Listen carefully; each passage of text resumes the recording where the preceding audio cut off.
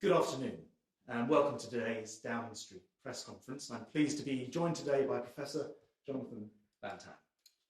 Let me start by updating you on the latest information from the government's COBRA data file. Through our monitoring and testing programme, as of today, 2,219,281 tests for coronavirus have now been carried out in the UK, including a new record of 126,064 tests carried out yesterday. 233,151 people have tested positive. That's an increase of 3,446 cases since yesterday. 11,041 people are in hospital with COVID-19. That's down 14% from a week ago. And sadly, of those tested positive for coronavirus, 33,614 have now died. That's an increase of 428 fatalities since yesterday. This new figure does include all deaths in all settings, not just in hospitals. Our deepest sympathies go out to the families and friends as this nation battles to defeat the disease. Today, I'm going to set out how, whilst the country has been at a virtual standstill, this downtime has been used to fix and upgrade the nation's road and rail infrastructure, along with plans to help our economy bounce back. But before I set out today's transport announcements, let me briefly remind you of the government's roadmap out of this crisis. Can I have the first slide, please? As you know, we've established a new COVID alert system with 5 levels, based primarily on the R value and the number of cases. Throughout the lockdown, we've been at level 4. Thanks to the British people, we've brought the R down and we can now begin moving carefully to level 3. Have slide 2. From this week, we're at step 1 on that slide, meaning that those who cannot work from home should now speak to their employer about going back to work. You can now spend time outdoors and exercise as much as you like. You can meet one person who's not part of your household outside, provided you do stay 2 meters apart. Step 2, from June the 1st, at the earliest and as long as it's safe, we aim to allow primary schools to reopen for some pupils in smaller class sizes, non-essential retail to start to reopen, and cultural and sporting events to take place behind closed doors and without crowds.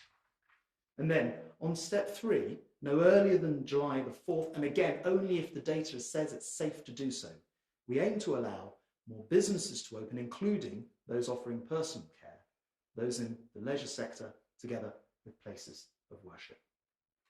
Next slide, please. We can control this virus if we stay alert. But what does staying alert actually mean? Staying alert for the vast majority of people still means staying at home as much as possible and working from home if you can. But it also means limiting contact with other people, keeping your distance if you go out, washing your hands regularly, wearing a face covering in enclosed spaces where it's difficult to be socially distanced, for example, on public transport. And if you or anyone in your household has symptoms, you all need to self-isolate. Today, I want to update you on the measures we're taking to speed up our economic recovery while keeping people safe. For 2 months, we've remained locked down, travelling as little as possible. And in doing so, the whole country has protected the NHS and helped reduce the number of COVID infections. But as we begin making tentative steps towards restarting our economy, and people in some sectors who can't work from home are beginning to return to workplaces, it is clear that transport has a critical role to play. Last Saturday, I explained why it's our civic duty to avoid public transport if at all possible, because even when we have 100% of the services up and running, there may only be socially distanced space available for 1 in 10 passengers.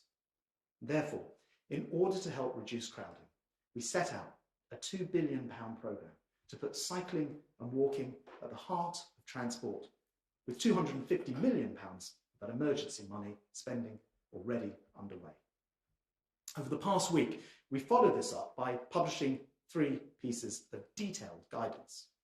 First, for local authorities in England, explaining how they should prepare for significantly increased numbers of both cyclists and pedestrians.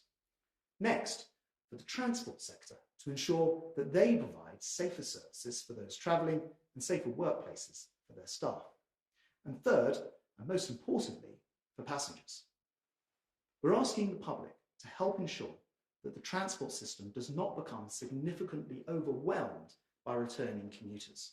The guidance makes it clear that if you can't walk or cycle, but you do have access to a car, please use it, rather than travelling by bus, train or tram, especially where the public transport is liable to be overcrowded. And for those people who absolutely need to use public transport, it also explains how you can best protect yourself and those around you.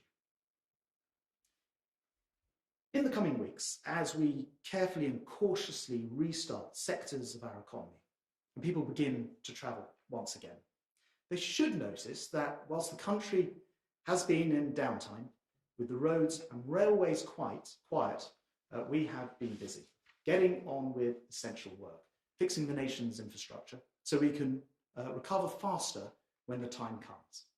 This upgrade programme, the kind of work that at any other time would cause inevitable disruption and service delays whilst costing the taxpayer more, has instead carried out in previously unimaginable circumstances of a largely unused transport network.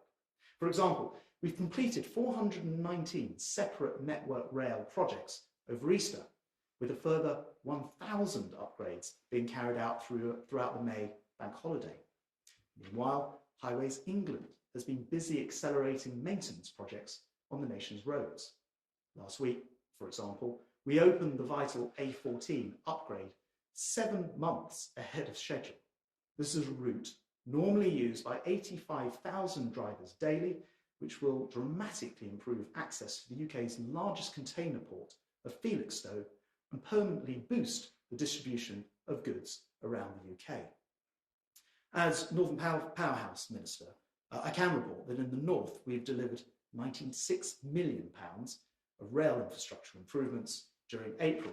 And throughout the country, we've accelerated maintenance projects on road and rail, whilst always sticking to Public Health England safety guidelines.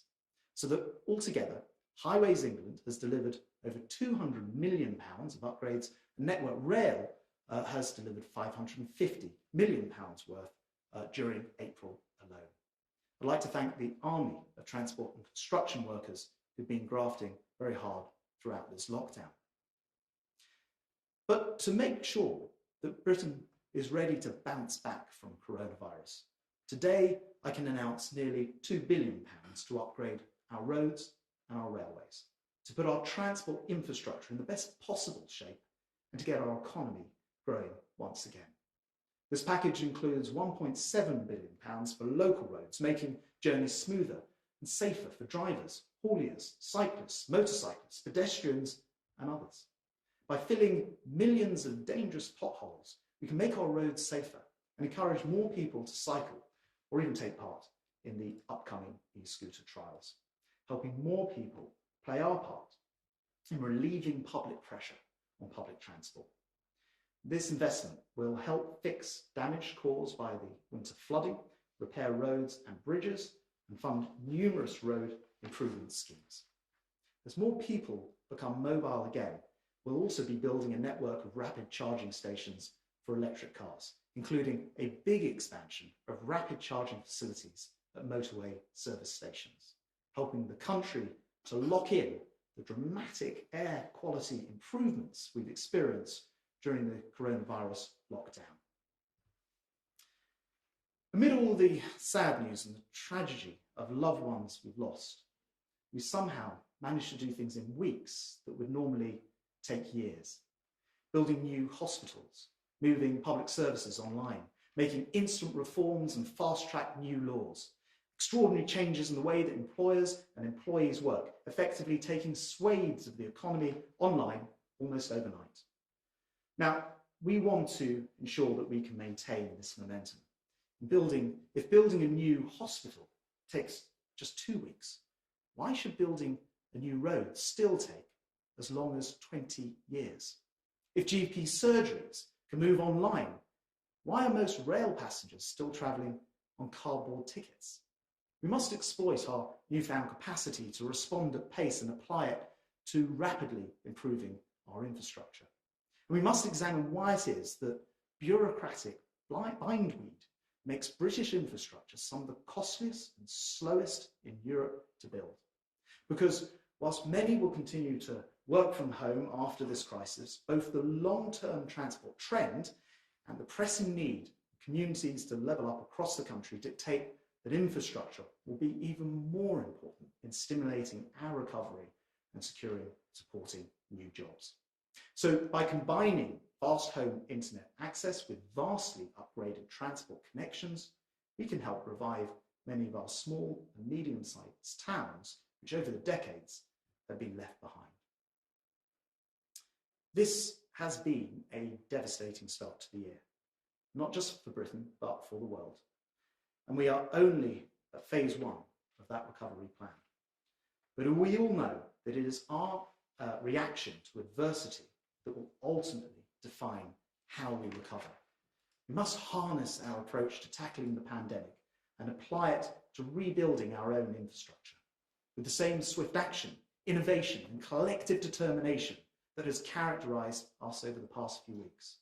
And in doing so, we can emerge stronger. I'd like to turn now to Jonathan Van Tam for the next years. Thank you, Secretary of State.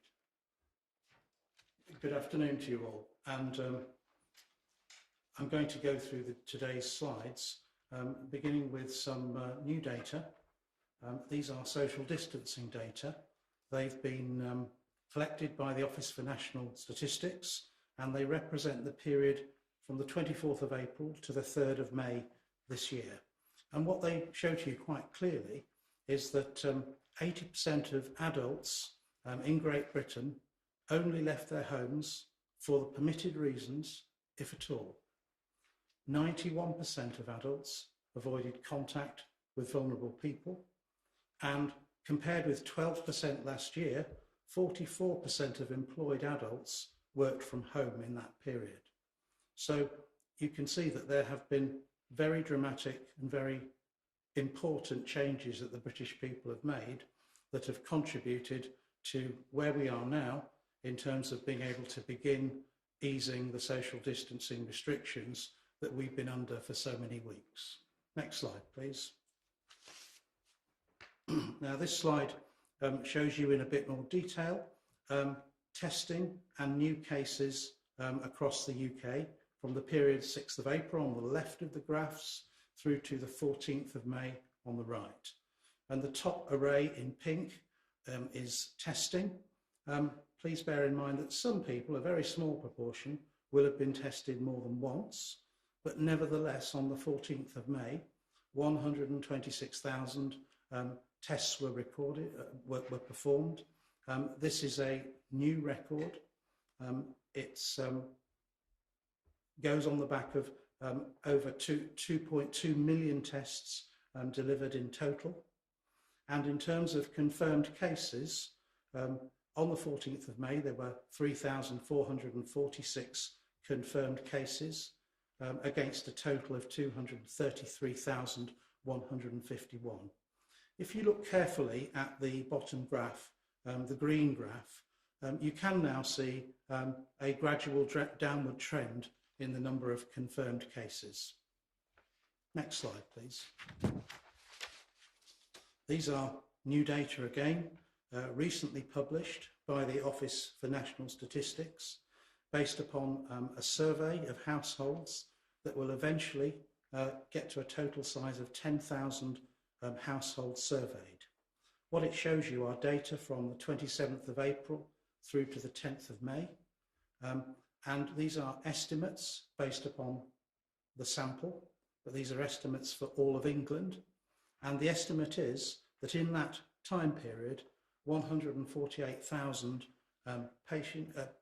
people were infected with COVID-19. That is 0.27% of the English population, which is just under 3 people infected in every 1,000. So that is really now quite a low level of infection in the community that is being picked up through this survey.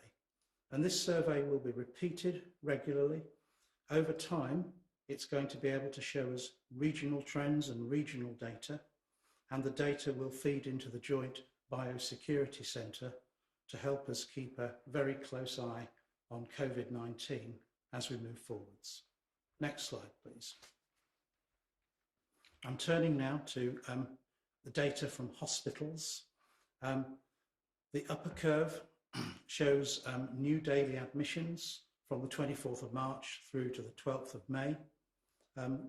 The bottom curve shows the percentage of critical care beds occupied by COVID-19 patients.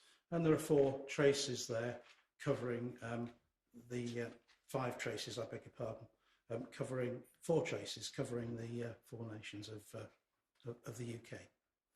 What you can see on both of those slides are now long, steady declines in admissions and the proportion of critical care beds occupied by COVID-19 patients. This is clearly extremely good news and shows that the pressure on hospitals is now beginning to ease. Over the page, please. Thank you. This further data shows the total number of people in hospital with COVID-19 across the UK. And the general pattern across the UK, you can see now, is clearly downwards. There's been a 14% drop in the total number of people in hospital since last week. And again, this is moving in the right direction. Next slide, please. This slide sadly shows deaths due to COVID-19 confirmed with a positive test right across the UK, beginning at the 14th of March on the left of the slide and moving to the 14th of May. And there have been 428 deaths with a confirmed test reported on the 14th of May. But as importantly now, if you look at the slide itself and look at the yellow curve picking out the 7-day rolling average, this decline is now continuing and it is sustained, which again is a very positive sign indeed. Thank you, Secretary. Thank you very much, Jonathan. We turn now to questions first from the members of the public. Helen from Cheshire. My son is due to start the final year of his engineering degree at Durham in October, which cannot be done purely online. He has to start paying rent on his student house in July and take out the student loan of £9,250 in August. If lectures move online, he will be thousands of pounds worse off and will also miss out on the student experience. There was no mention of students or universities in the government's plan to rebuild on Monday. What is the government's plan for students and universities this autumn? Thank you. Well, Helen, thank you very much. We certainly share an interest. I also have a son at university wondering about exactly the same issues. And that of course, comes down to what happens with the pace from the charts that the Professor was just showing us of the decline in this disease. And of course, it will be the case that if we can get those numbers down, then all different parts of the economy will start to be able to reopen. I think it's too early to say, but the Education Secretary will be returning to this subject and will be providing us all with further guidance. And like you, Helen, I'm very interested to hear it when it comes. There is something we can all do in the meantime, which is when we say stay alert, ensure that we do have that social distancing in place, particularly as some of the tentative first baby steps in unlock start to happen. So I think it is a wait and see, but we're absolutely aware of the concerns and we want to make sure that we beat this virus in a way that can allow parts of society, including education, higher and further education, to get going again. Can I turn to Naomi from Farnborough? And this is going to be a written question. Millions of people have had their operations and other hospital procedures postponed indefinitely. Can the government say when elective surgery and other delayed treatments will recommence? Well, yes, Naomi, it's definitely the case that we want the NHS, which, as Jonathan was just demonstrating, has capacity increasingly coming back into it because the number of people in hospital for COVID has been coming down, to be able to take up routine operations, many of which haven't stopped, but some of which I know that the Health Secretary has referred to specifically, and he'll be saying more about that soon. I don't know, Jonathan, is there anything that you wanted to add from a medical point of view? I would say that that's a treatment service. It has had to focus on that. Just everybody in health is conscious of the fact that as soon as is physically and humanly possible, services must be restored to normal. But that takes time, and it has to be done at a paced, measured, safe way. I mean, it is worth noting that in no time has the NHS become overwhelmed. We've got the Nightingale hospitals. We've managed to increase the capacity, and the NHS has done a phenomenal job of that. So, and we, as Jonathan rightly says, we want to make sure that it is there for everything, and we also encourage people to continue contacting their GP or dialing 111 to make sure that they're getting the support that they require from the NHS. Can we turn now to questions from the media? Alison Holt of the BBC. Secretary of State, there's growing anger amongst people within the care sector about what they see as the ongoing slowness of the government's response to their needs, their problems. They are still waiting, for instance, for details of the infection control plan that was announced yesterday. It's 2 months into the pandemic. What would you say to reassure them that this is going to change? And also a question from my sports colleagues for Professor Van Tam. You've been involved in talks with Premier League players. How likely is it to be safe enough to return to competitive football by June the 12th? Alison, thank you very much indeed. Look, with care homes, they are actually sort of specialists in infection control. That's something that care homes, I understand, often routinely at the front line of handling, often more so than hospitals. And many of them, all of them, will be knowing exactly what to do. And a testament to that is that in the majority, the vast majority of care homes, COVID-19 hasn't been reported at all. However, it certainly is the case, and we've seen these figures from the WHO, who say that in Europe as a whole, over 50% of deaths have taken place in care homes. Not so in English care homes, the figure's been about 25% overall, but it is absolutely essential that they are provided with every provision. I just want to give you an example of that. Care homes, often privately owned, were actually always buying their own PPE. That's how it's always worked. The government stepped in very quickly to, although, as you know, well covered, massive global shortage, helped to provide PPE to care home with millions of pieces delivered. So there's been a sort of big national effort to assist them, and I know that the Health Secretary will be saying more about that soon. But I don't want to sort of underestimate the extraordinary work that's gone in to care homes to make sure that most of them have indeed remained COVID-free in the meantime as well. I'll go to Jonathan. I'll invite to come back. Thank you, On football. Yes, on football. As you know, the overall approach with easing social distancing has been one that has been tentative, measured, slow and stepwise. And that is exactly the plan that is underway for all of elite sport, not just football, that there will be small, carefully measured, stepwise approaches to seeing what can be achieved safely. The first of those is really to return to safe training, still observing social distancing. And measures are taking place, plans are taking place at quite some depth to be ready to do that. And that will be a stepwise thing. We will have to see how that goes, before it is time to move on or even think about moving on to the return of competitive football matches, as you have outlined in your question. So I think, you know, we have to be slow, we have to be measured. Alison, I'm just going to give you the opportunity to come back on either of those. Yes, if I could, one more question on care homes and the care sector. In Scotland, care home residents that have tested COVID positive will now have to have 2 negative tests before they can return to that care home. Is that something that's going to be introduced in England?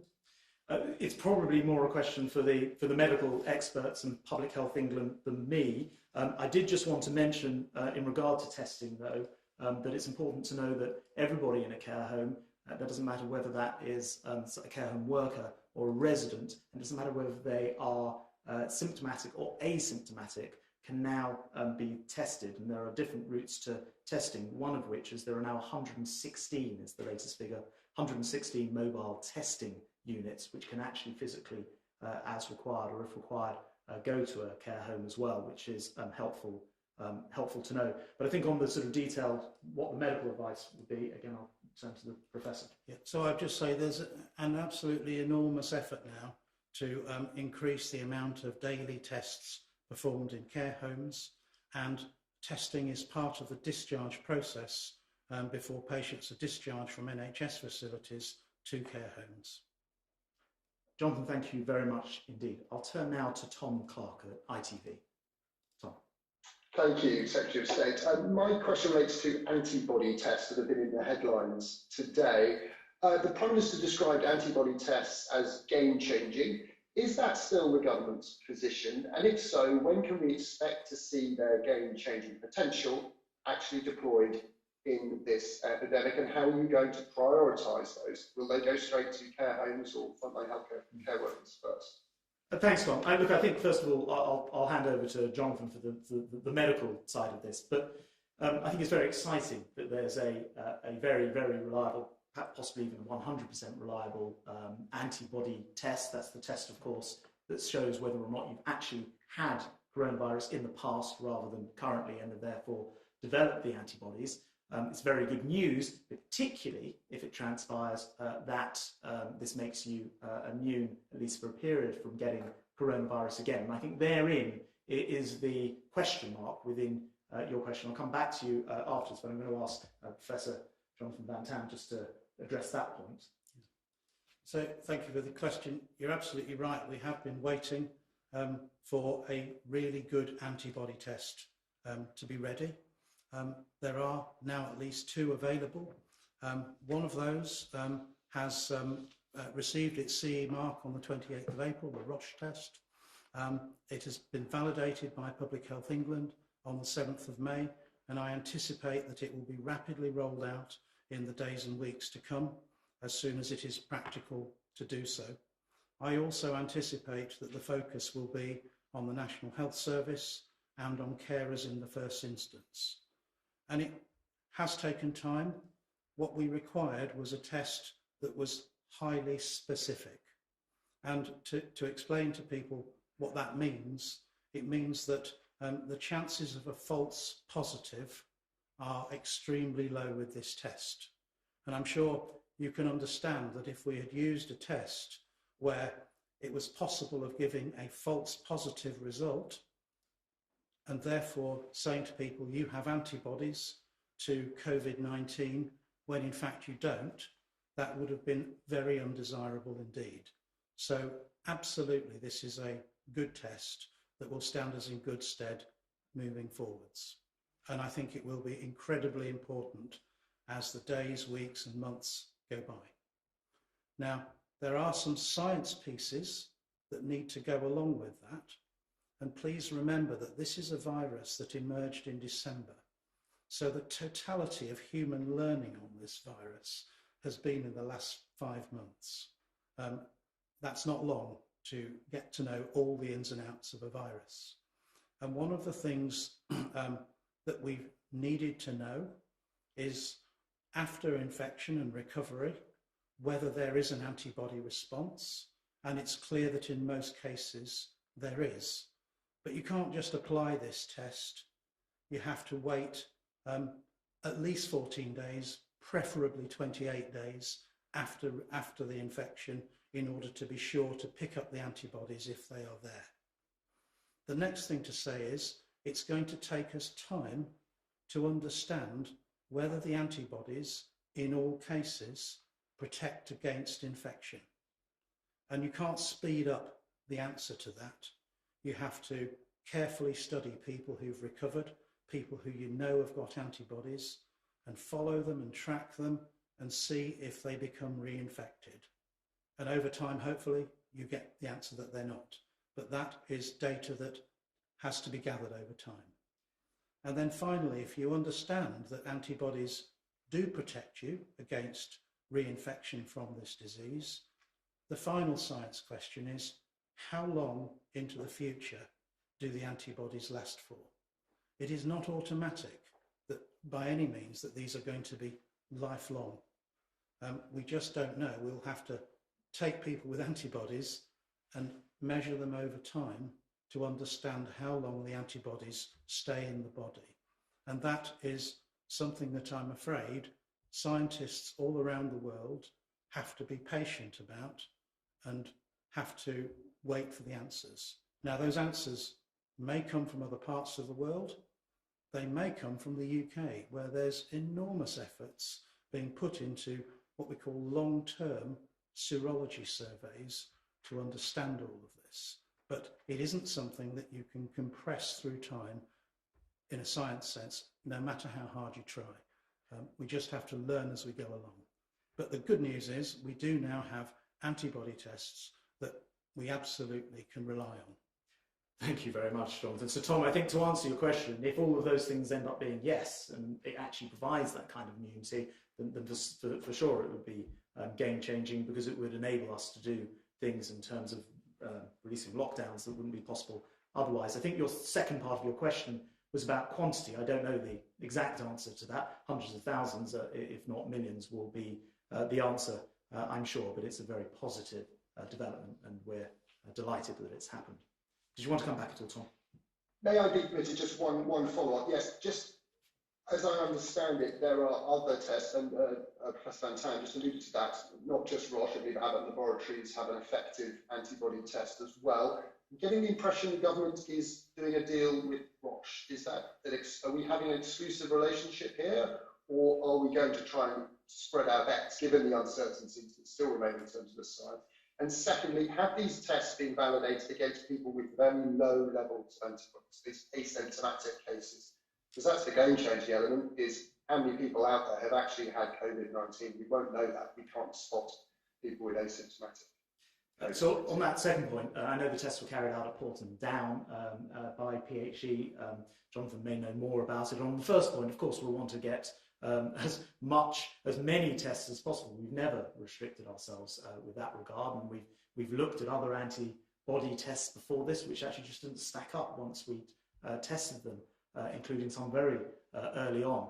And unless you have that 100% accuracy, they're not helpful in individual cases, though I think it is true to say that you can have less than 100% accuracy and come up with a useful survey of a wider percentage and come up with statistically useful information. It's not the same as having what appears to be there now. So I think to these questions we'll have to wait and see the answer. I don't know if you wanted to add anything on the testing side of things. Well, so on the contracting point, doctors aren't told that kind of thing, and I'm sure I couldn't talk about it anyway because it's undoubtedly commercially sensitive. I'm an epidemiologist, not a laboratory scientist, so I think the question you're asking is there a kind of threshold below which the tests cannot pick up a very faint signal? And I don't know the answer to that. I think the Secretary of State is right. That does not change their value in understanding what is going on in the British population and how many of us have now been exposed to this disease, been infected, even if we may not have known it at the time, and now have antibodies. And that's going to be a critical piece of understanding as we go forwards, because we're going to have to live with this virus for quite some time, certainly until a vaccine comes along. Tom, thanks very much. It's a fascinating and extremely important and actually quite hopeful area given the news on that antibody today. I'd like to turn now to Charlotte Ivers of Talk Radio. Thank you, Secretary of State.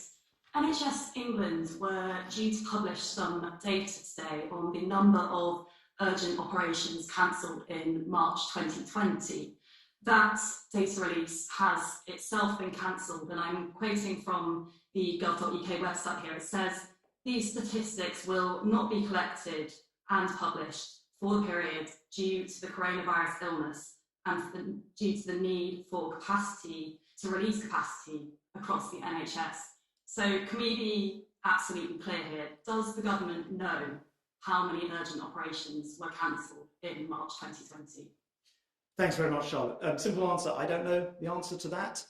It is the case that in all these situations, we're trying to get data out as much as possible, both as a government. We found that to be a useful process to just put data out there so people can analyse it. But also, of course, people like the Office of National Statistics, who look after the nation's statistics, and the NHS, who have a very big statistics function.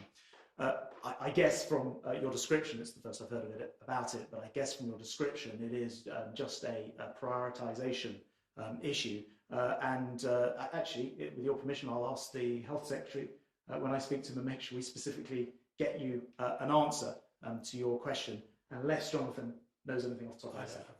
No, I'm afraid I don't know enough about the way that the statistics are delivered within the NHS to answer the question. I'll just give you a chance to come back, Charlotte, in case you've got a follow-up. Absolutely. I think, yes, from what's on the gov.uk website, it does seem to be a case of prioritisation, but obviously these are urgent operations. And therefore I'm surprised to see the government hasn't taken it as a priority to assess how many have actually been cancelled. So Charlotte, what I can certainly tell you is I will check in with the Health Secretary immediately after this, and we'll find out what we know about it. It will, as you rightly say, possibly be a question of prioritisation, or as in other cases during coronavirus, the NHS having to put its resources elsewhere in order to get things going. That said, I'd be surprised if we haven't got a pretty firm knowledge on the number of operations. I do see statistics mentioned mostly by the media on this all the time. Let's find out the answer for you and you can rebroadcast it. Thank you very much indeed. Thank you for the question. Can I turn to Jim Pickard of the FT? Jim. Secretary of State, back in March you bailed out almost the entire railway industry. The Transport for London is running out of money fast, and Sadiq Khan, the mayor, has said that they're basically hours away from some major cash crunch. I understand you're close to some kind of rescue deal for them, but they're saying that they need money not just for the spring, the summer, the autumn, but they need money possibly for several years if social distancing is to remain on the tube and on London buses. Is that something that you can commit to?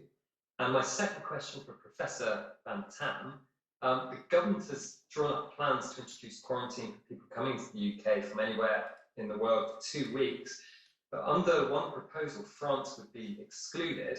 As a scientist, do you think there's any scientific rationale for that idea of excluding the French? Jim, thanks very much. Look, on TfL, and actually this applies, of course, wider across our entire network, as you point out right at the beginning of this crisis, we had a rescue package for all of the railways. We subsequently also helped the bus companies, trams, ferries, and many others to work through this crisis, not least to ensure that critical workers were able to get to places like the NHS, social care, and all the other important work that's been going on. We are now in a situation where I am optimistic of having a solution with TfL and the Mayor of London. We don't know the answer to the second part of your question there, which is, well, what would happen if this lasted for very much longer and it went on for more than a few months? Of course, we're all working to make sure that we get rid of the virus or get rid of it as much as possible. Which is why I think the data that the Professor Jonathan Van Tam was just showing was so good to see that the number of infections seem to be coming down. But we don't know what the long term will be. However, I am confident in the short term, TfL, London Underground, and the buses, and indeed trains and buses throughout the rest of the country will continue to run. And I'm encouraging the Mayor to make sure we get that back to 100% very quickly as people are starting to travel more. It's very, very important, as I was saying in my comments earlier, that we do not have overcrowding. And then I think there's a question on the sort of epidemiology of 14 days isolation. Yeah. So thank you for the question about quarantine. As I understand it, discussions are still ongoing about what the final shape of measures at the UK borders will look like, and that's not for me to comment while those discussions are still going on. But you asked a question about the science and about quarantine making sense. Given that the incubation period of this illness is up to 14 days, then asking people who cross the UK border to stay at home for 14 days to self-isolate means that they can't develop symptoms or become infectious just before the development of symptoms and be out there at large in our community. So that's scientifically very important. And where quarantine and when quarantine makes most sense scientifically is when the incidence, the level of disease, the level of new cases in the receiving country, in this case the UK, is low, and it makes most sense in terms of travellers coming from areas where the incidence is high. Jim, do you want to come back on either of those points? Just on the TfL point, are you expecting the Mayor to introduce higher fares as part of the TfL rescue package? And do I understand that, Professor Bantan, that you're saying that because we have a higher infection rate in France, then that's not really a problem? In which case, why wouldn't we apply the same rule to other countries with a lower infection rate? On the first point, I can actually comment on the second one if you like as well. On higher fares, look, it's very important, I think, in providing a rescue package for TfL that the London Mayor can work with, that we don't end up in a situation where people from outside the capital are unfairly carrying the burden. And by which I mean, sadly, and I have to stand up and do them each year, fares do end up having to rise with inflation. Otherwise, everyone knows there's less money going into the system. And if you have consistent fare freezes, it means that more money isn't going into the system, and you can't then have an unfair settlement where other British taxpayers are effectively bailing out the system, albeit that the system in this case is in trouble because clearly of coronavirus. So there is the right balance to be made to answer your question head on. In terms of the 14 days and what happens at our borders, to pick up on your last point, which is probably better aimed at me, but we're working on the detail of this. Let's wait till we've seen it. As a principle, though, it seems fair and right that if we're asking the British people to stay at home and make such huge sacrifices in their own lives, then we would expect anybody coming back to the country to do the same thing, or visiting the country to do the same thing, with some limited exceptions. And for the reasons that Jonathan was explaining, it makes sense to do that as our own level of infections come under control, not to effectively re-import it. And of course, now we have things like the testing and tracking capacity to do that. It's worth mentioning, actually, that in terms of the testing and tracking app, I know that the Health Secretary will say more about it shortly, but there are now over half the residents of the Isle of Wight where this is being tested out who have downloaded the tracking app for the first time, or in total rather. The actual number is 72,300, which means that over half of Isle of Wight have downloaded that. And one of the things we'll be asking people to do at the border when they come in is to download the app and provide us with contact details so that we know where people are. So I think it's a very sensible, proportionate approach to making sure we don't re-import a problem once we've got these numbers under control, particularly now we have that test and tracking capability, which wouldn't have existed some time ago. Jim, thank you very much indeed. I'm going to turn to John Stevens of the Daily Mail. John. Thank you, Transport Secretary. You're asking people to use cars instead of public transport. Aside from road upgrades that are likely to take some time, what are you going to do to help motorists now? Could local councils be asked to scrap parking charges or get rid of parking restrictions? Could people get help to buy a car? Thanks, John. First of all, it is an unusual situation for a Transport Secretary to be in, to actively ask people to avoid particularly busy times, or actually at busy times, public transport. And it's very, very important that we get this right, otherwise that will become a major way to spread the disease if people can't maintain social distancing. So yes, the car, if you can't use other active forms of transport like cycling or walking, then the car is certainly the option that comes about. One of the things, as I mentioned in my opening comments, that we've enjoyed during this, a few things, it's been better during the lockdown, has been the air quality, which has gone up dramatically.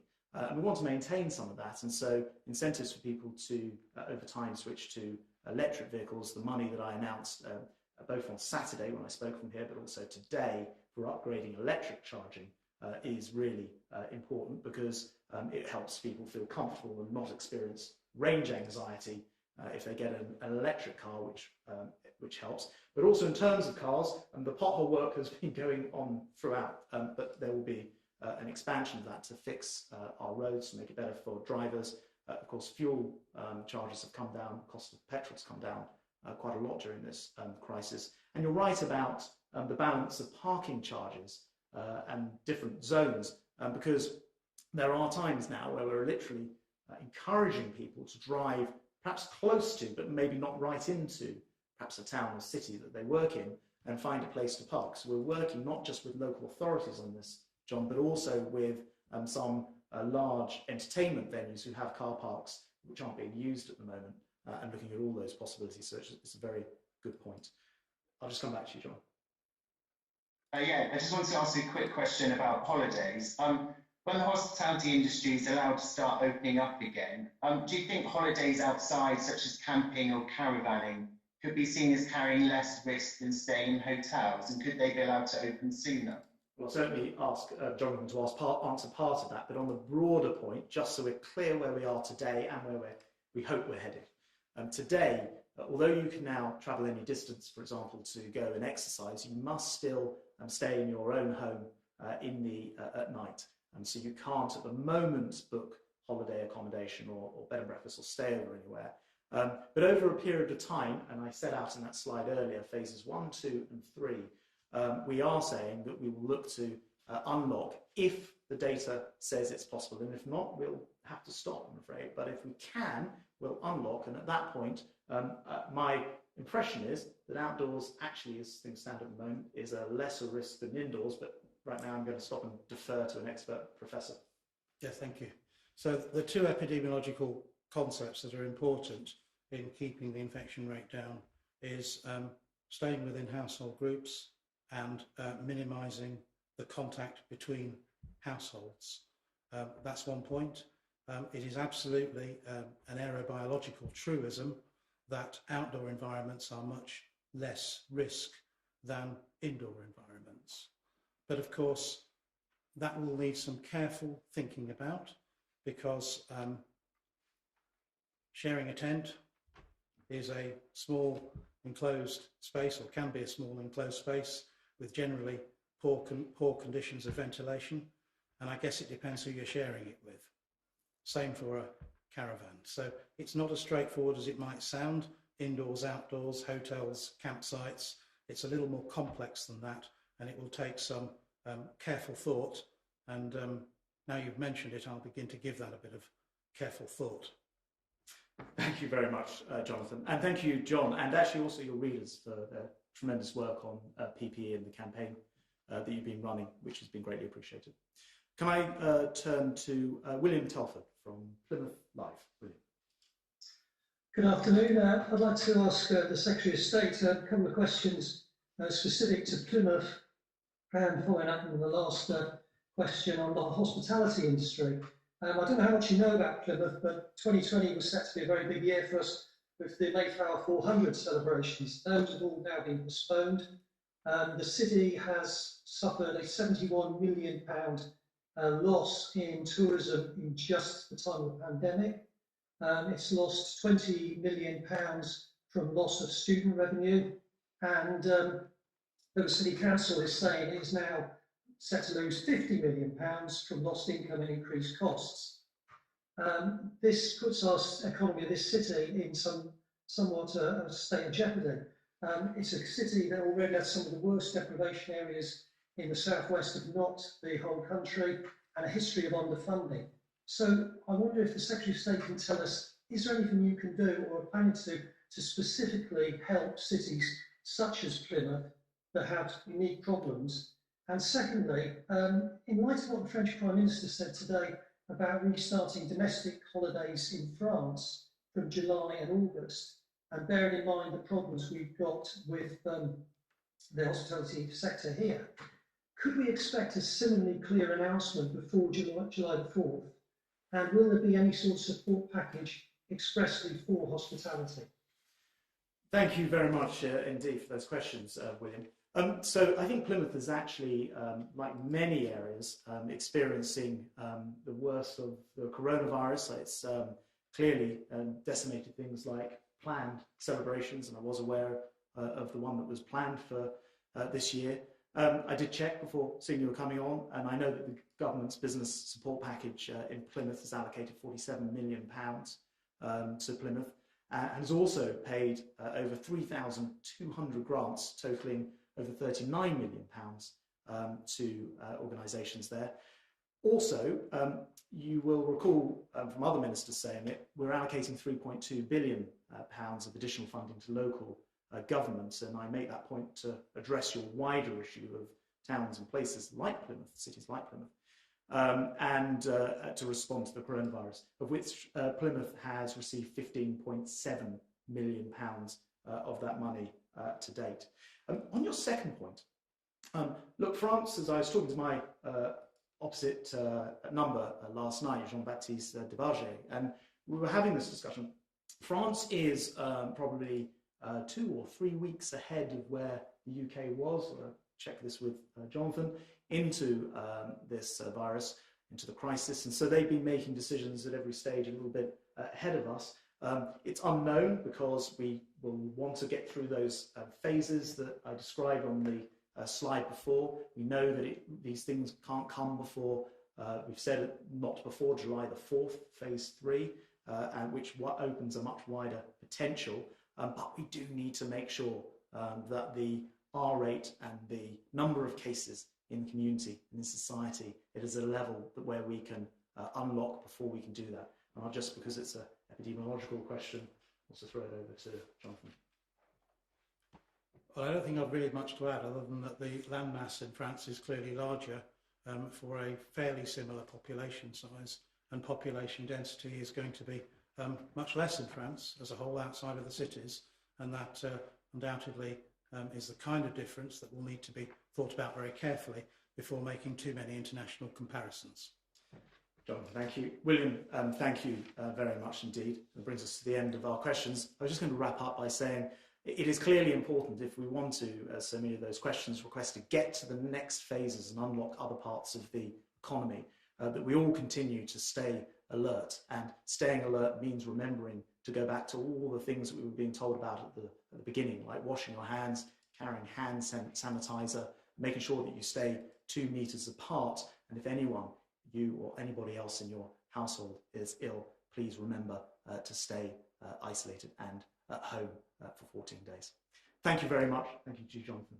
Thanks for today.